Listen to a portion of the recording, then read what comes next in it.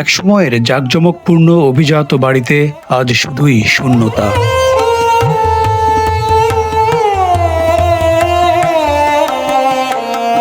মুখ থুবড়ে পড়ে রয়েছে অস্পষ্ট ইতিহাস। উঁচু করিন্থিয়ান পিলারে দাঁড়িয়ে থাকা প্রাসাদসম বাড়ির সর্বত্র বিত্ত বৈভবের চিহ্ন এখনো ঝুলে থাকলেও এসব আজ গুরুত্বহীন।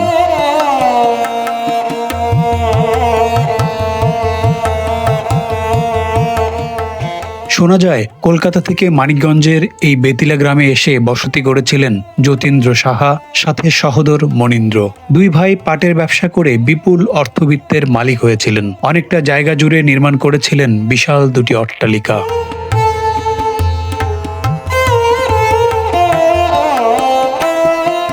সরকারের নিয়ন্ত্রণে থাকলেও অযত্নে অবহেলায় বিলীনের পথে প্রাচীন এই স্থাপনা, যার পরিচিতি বেতিলা জমিদার বাড়ি হিসেবে।